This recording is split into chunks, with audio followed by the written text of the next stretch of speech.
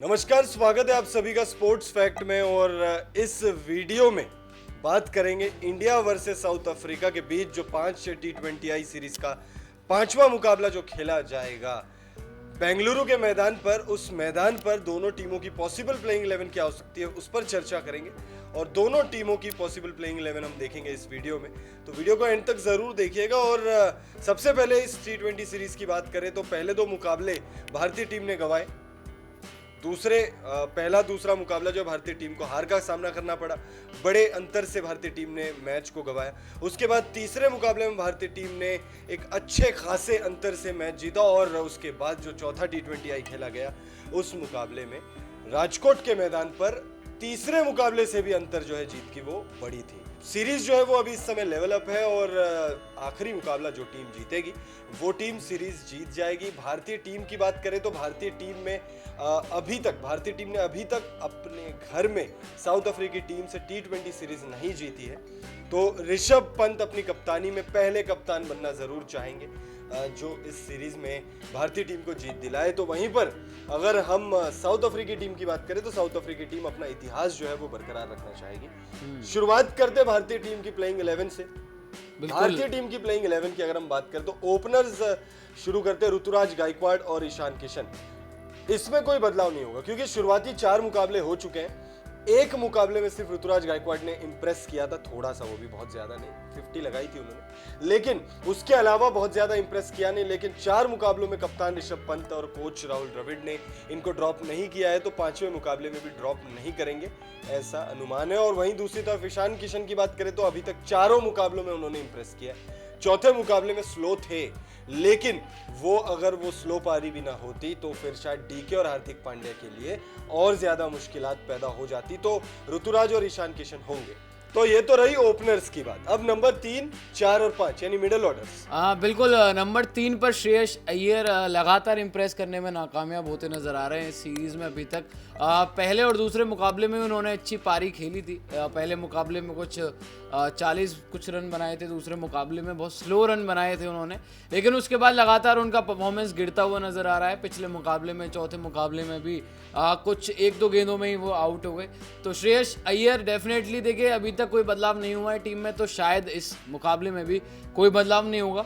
हार्दिक और डीके की अगर बात करें तो हार्दिक पांड्या इस पूरी सीरीज में कुछ मुकाबलों में उन्होंने इंप्रेस किया है, कुछ मुकाबलों में वो खराब खेलकर आउट हुए हैं, लेकिन गेंदबाजी उनकी इतनी अच्छी रही नहीं है हार्दिक पांड्या की अगर गेंदबाजी की बात करें। लेकिन वहीं बल्लेबाजी में इंपॉर्टेंट नॉक्स उन्होंने खेली है। पिछले मुकाबले में इंपॉर्टेंट नॉक्स खेली थी, पहले मुकाबले में ताबड़तोड़ रन बनाए थे उन्होंने। उसके बाद डीके की अगर बात करें तो देखिए दिनेश कार्तिक को मौका मिल रहा है, अब मौका मिला है उनको। जो चौथा मुकाबला खेला उन्होंने तब उनके पास चांसेस थे, यानी कि ओवर्स थे ताकि वो रन बना सकें। पहले मुकाबले में बैटिंग नहीं आई, दूसरे मुकाबले में शानदार पारी उन्होंने खेली, 30-31 रनों की कुछ पारी खेली। उसके बाद तीसरे मुकाबले में नाकामयाब रहे दिनेश कार्तिक, लेकिन चौथे मुकाबले में समय था उनके पास, उन्होंने समय लिया और रन्स बनाए। तो ये प्रॉपर 5 बल्लेबाजों में तो मुझे कोई बदलाव नजर आ नहीं रहा है। और देखिए श्रेयस अय्यर के बाद हार्दिक पांड्या और दिनेश कार्तिक से पहले बैटिंग ऑर्डर में ऋषभ पंत आपको दिखेंगे, कप्तान, विकेट कीपर। पहले मुकाबले में 29, उसके बाद 5, 6 और उसके बाद 17 रन। तो यानी पहले मुकाबले में 29 रन थे, उसके बाद अगले 3 मुकाबलों में 28 रन। लेकिन कप्तान है, चूंकि कप्तान है इस वजह से ड्रॉप तो होंगे नहीं अनटिल एंड अनलेस उनको चोट लगी हो, लेकिन वो होंगे बैटिंग ऑर्डर में। तो ये 6 फिक्स है। अक्षर पटेल उसके बाद आएंगे।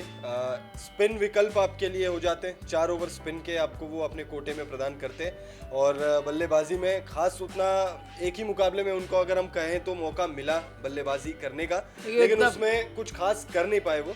पिछले मुकाबले में नॉट आउट लौटे थे। अक्षर पटेल आएंगे। उसके बाद देखिए हर्षल है और भुवी है। हर्षल और भुवी ये तेज गेंदबाजी डिपार्टमेंट की रीढ़ की हड्डी। हर्षल पटेल के लिए अगर हम बात करें तो तीसरे मुकाबले में 4 विकेट्स उन्होंने लिए थे और वहीं पर अगर हम पिछले मुकाबले की बात करें तो 2 ओवर में सिर्फ 3 रन देकर 1 विकेट उन्होंने हासिल किया था। भुवी की अगर हम बात करें तो भुवी ने बॉलिंग में इंप्रेस जरूर किया, लेकिन विकेट्स नहीं वो चटका पाए। एक ही मुकाबले में भुवनेश्वर कुमार ने वो दूसरे मुकाबले में 4 विकेट चटका पाए थे। नहीं, 3 मुकाबलों में उन्होंने विकेट चटकाई। हालांकि दूसरे मुकाबले में 4, पहले मुकाबले में शायद 1 विकेट थी, तीसरे में भी 1 आधी विकेट उन्होंने लिया, लेकिन चौथे मुकाबले में वो इतना विकेट्स नहीं ले पाए और सिर्फ 2 ही ओवर कराए उन्होंने। 2 ओवर में 8 रन दिए, लेकिन देखिए विकेट्स कम ले रहे हैं भुवनेश्वर कुमार, एक मैच में विकेट लिया है, लेकिन इम्प्रेस जरूर कर रहे हैं, रन जरूर कम दे रहे हैं सामने वाली टीम को। रन बनाने में, रन ना बना पाने में नाकामयाब हो रही है भुवनेश्वर कुमार के सामने सामने वाली टीम, लेकिन भुवी अच्छा कर रहे हैं, तो भुवी भी नहीं बदलाव होगा भुवनेश्वर कुमार का भी।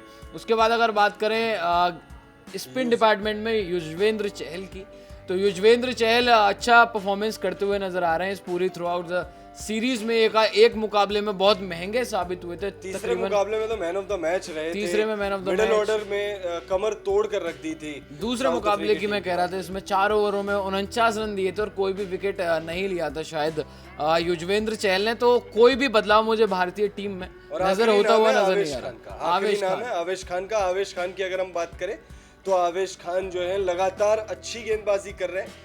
पहले 3 मुकाबलों में देखें तो अच्छी गेंदबाजी रही है उनके। तीसरे मुकाबले को अगर हम छोड़ दें 8.8 की इकोनॉमी से उन्होंने गेंदबाजी करी थी, लेकिन पहले 2 मुकाबलों में सबसे इकोनॉमिकल बॉलर रहे थे भारतीय टीम की तरफ से, लेकिन विकेटलेस रहे थे। और एक गेंदबाज अगर विकेटलेस रहता है तो सवाल उठते हैं, क्योंकि आप अभी भुवनेश्वर कुमार जितने बड़े नाम नहीं बने हो, तो जब तक आप भुवनेश्वर कुमार जितने बड़े नाम नहीं बनते हो तब तक आपके लिए ये क्राइम कंसीडर होगा। इस वजह से हर कोई ये भी कह रहा था कि आवेश को ड्रॉप करो, अर्शदीप को लाओ, लेकिन अर्शदीप ने पिछले मुकाबले में, यानी जो चौथा T20 खेला गया राजकोट में, उस मुकाबले में 4 विकेट लिए और 2 खिलाड़ियों को तो इंजर्ड कर दिया, जिसमें से एक के खेलने पर अभी सस्पेंस बना हुआ, उस पर हम आगे चर्चा करेंगे।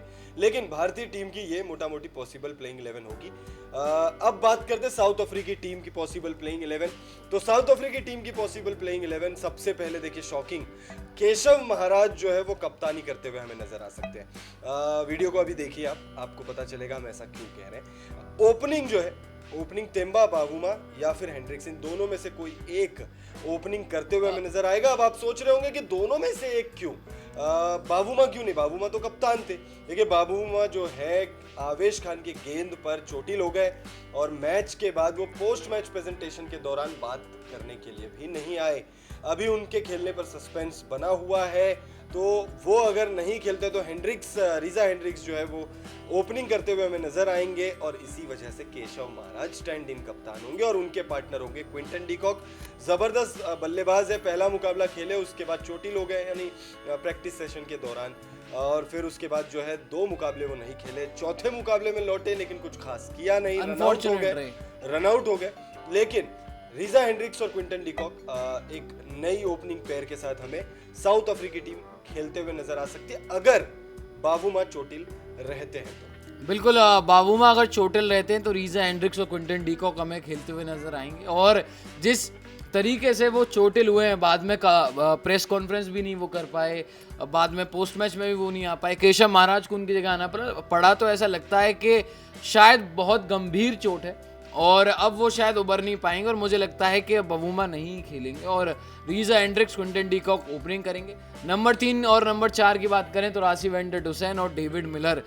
देखिए पहले मुकाबले को छोड़ दें तो इन दोनों ने कुछ अच्छा किया नहीं। मिलर ने दूसरे मुकाबले में नहीं, मिलर ने दूसरे मुकाबले में भी किया था, दूसरे मुकाबले में भी, और हम ये बात भी कर रहे थे कि मिलर शायद इस पूरे सीरीज में नॉट आउट ही लौटे क्योंकि जबरदस्त फॉर्म है। राशिद वैन डर हुसैन की बात करें, लेकिन पिछले मुकाबले में आउट हुए मिलर, पिछले मुकाबले में आउट हुए, उसके बाद तीसरे मुकाबले में भी आउट हो गए थे। लेकिन फर्स्ट 2 मुकाबले जो साउथ अफ्रीकी टीम देखिए जीतेगी तब जब डेविड मिलर के बल्ला चलेगा। राशिद वैन डर हुसैन पहले मुकाबले के बाद कुछ खास कर नहीं पाए, लेकिन फिर भी बहुत खतरनाक बल्लेबाज है तो उनको आप ड्रॉप कर नहीं सकते। उसके बाद अगला नाम है हेनरिक क्लासन। ये आए थे डीकॉक के रिप्लेसमेंट के तौर पर, लेकिन डीकॉक खेले ना खेले ये जरूर खेले। बिल्कुल, डीकॉक की रिप्लेसमेंट के तौर पर आए थे और अपनी जगह पुख्ता कर ली। मतलब एक ही मुकाबले में 80 रनों की पारी कुछ इन्होंने खेली थी और उसके बाद भारत के हाथों से मैच छीन लिया था, जो लगभग इंडिया की मुट्ठी में नजर आ रहा था वो मुकाबला। लेकिन क्लासन आए, लेकिन क्लासन अब कहीं नहीं जा रहे हैं और नंबर 5 पर वो बल्लेबाजी करते हुए दिखेंगे साउथ अफ्रीका के लिए।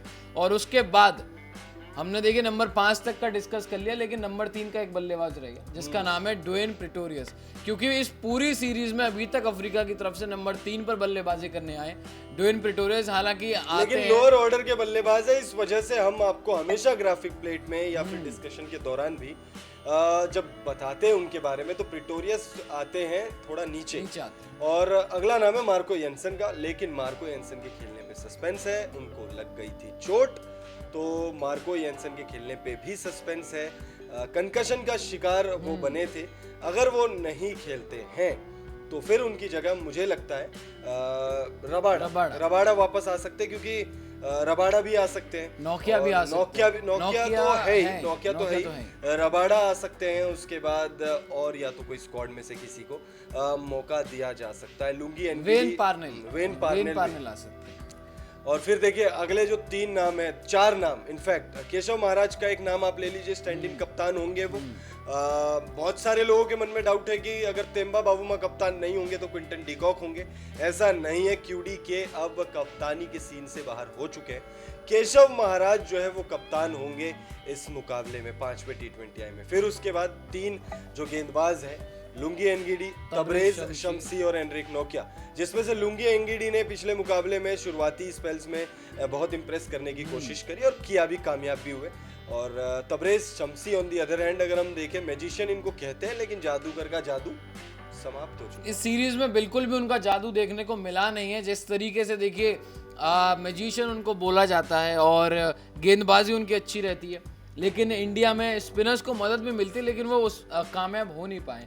और वहीं अगर ऑन दी अदर हैंड हम देखें, हमारे जो स्पिनर्स हैं उन्होंने काफ़ी अच्छा इंप्रेस किया है, चाहे यूजी की बात करें या अक्सर की बात करें। लेकिन तबरेज शमसी कोई भी छाप छोड़ने में नाकामयाब रहे और शायद कोई भी विकेट इन्होंने नहीं लिया है। विकेट लिया है इन्होंने, श्रेयस अय्यर को आउट किया था, मुझे याद आता है, लेकिन और कुछ इन्होंने इंप्रेस नहीं किया और महंगे साबित हो रहे हैं। लगातार भारतीय बल्लेबाजों को रोक पाने में नाकामयाब हो रहे हैं और ये एक बिग कंसर्न है साउथ अफ्रीका की टीम। और आखिरी नाम है एनरिक नोकिया का।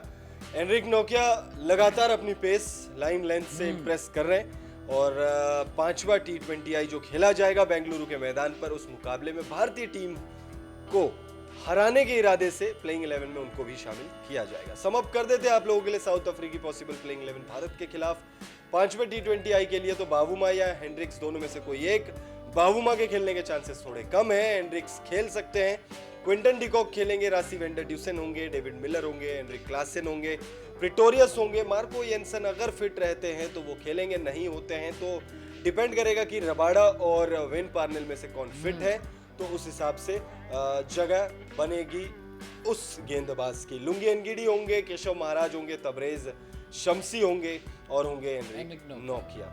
भारतीय टीम जो है समअप कर देते हैं। नितिन, एक बार आप भारतीय टीम को समअप कर दीजिए जो पॉसिबल प्लेइंग। बिल्कुल, 5वें T20I के लिए इंडियन पॉसिबल प्लेइंग 11 होगी।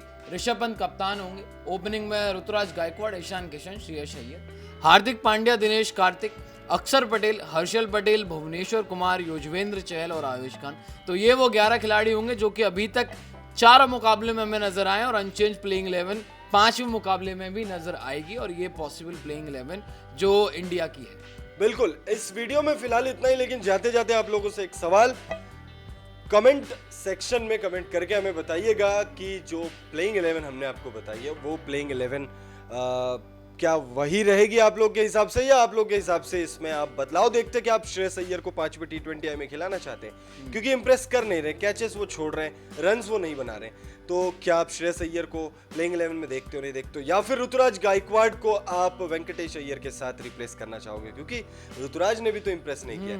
आप लोग कमेंट करके बताइएगा और साथ ही साथ ये भी कमेंट करके बताइएगा कि साउथ अफ्रीकी टीम इसी प्लेइंग 11 के साथ जाएगी जो हम आपको बता रहे हैं। जो भी आपकी राय हो आप कमेंट के जरिए हमें जरूर बताइए। वीडियो आपको पसंद आए तो वीडियो को लाइक कर दीजिएगा, दोस्तों के साथ इसे शेयर कर दीजिएगा और अगर चैनल को सब्सक्राइब नहीं किया तो सब्सक्राइब करके बेल नोटिफिकेशन प्रेस करिए। इस वीडियो को यहाँ तक देखने के लिए आप लोग का बहुत बहुत शुक्रिया।